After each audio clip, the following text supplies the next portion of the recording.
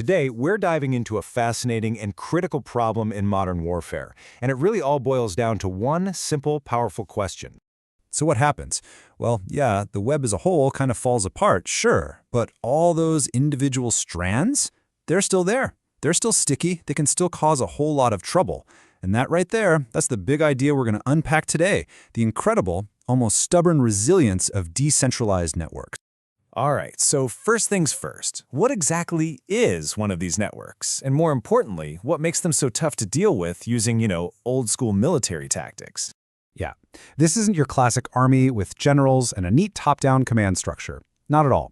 A much better way to picture it is like a fast food franchise. Seriously. You've got corporate headquarters, they're setting the overall brand, maybe supplying some key ingredients, but each individual restaurant has its own manager, its own crew, and its own local goals, like hitting sales targets for their neighborhood. That structure, that's the secret sauce. Okay, so that's the theory, but what does this look like in practice, out in the real world? Well, for a perfect case study, we need to look at Iran and its strategy across the Middle East. So in our spiderweb analogy, the center is Iran. We're talking about the leadership in Tehran and, crucially, the Islamic Revolutionary Guard Corps, the IRGC. They're the powerful military and intelligence force that has really been the architect of this whole thing for years. They're the ones sending the money, the weapons, and the big picture strategic plans. And these places, these are the key anchor points of that web. Iran has spent literally decades building up these relationships, supporting different groups across the region. It's this massive, complicated network, all designed to do one thing: push Iran's influence and protect its interests.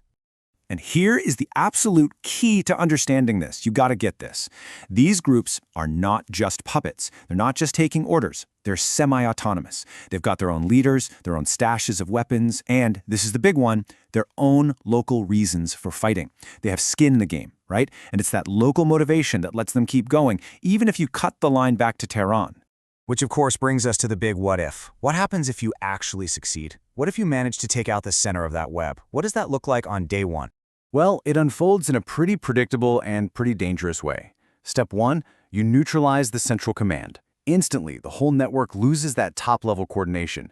But, and this is a huge but, it doesn't just vanish.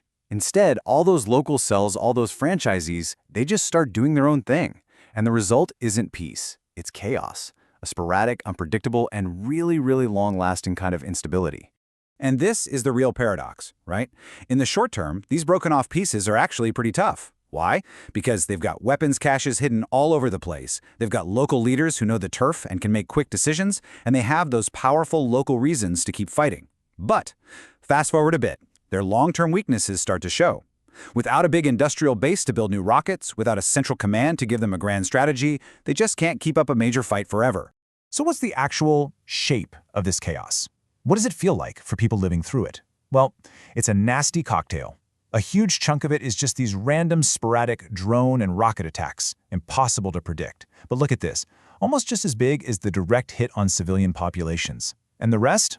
It's just general destabilization, making the entire region more dangerous. You see, the problem morphs. It goes from one big, clear enemy to dozens of smaller, shadowy ones. And look, this isn't just some academic theory we're talking about. This exact pattern has happened over and over and over again.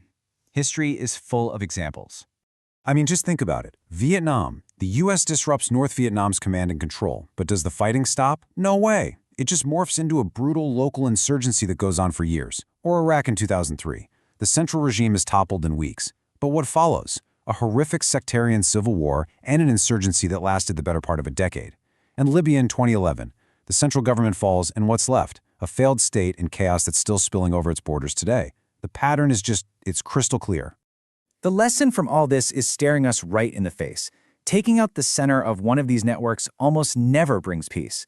It's like kicking over an anthill. You don't get rid of the ants, you just get a swarm of unpredictable, angry ants running in every direction. Okay, so this puts us in a really tough spot, strategically speaking. It's a real dilemma. If the most obvious military move, taking out the leadership, actually creates a worse, more chaotic situation, then what are you supposed to do? What are the real options? When you just lay it out like this, the cause and effect is brutal. You paralyze the central command, and sure, you lose that strategic coordination. But the long-term price? A massive power vacuum. The network shatters into a million pieces, these local groups all go their own way, and what's the result? A prolonged, terrible humanitarian crisis. It's a predictable chain reaction. And this, right here, is what we have to remember. The ultimate cost, it's not measured on a military scorecard. It's not about tanks or planes. The real cost is counted in years of chaos, in the millions of displaced people, in entire economies that are just shattered. It's measured in a generation of kids who grow up knowing nothing but war and instability. So we're left with this really uncomfortable question, aren't we? If history tells us again and again that this is the predictable outcome, that cutting the center of the web just leads to chaos, does that mean the only real alternative is something else entirely? It kind of suggests that the hardest path, the most painstaking one, diplomacy, might actually be the only one that doesn't just lead to an even bigger mess. A tough pill to swallow, but definitely something to think about.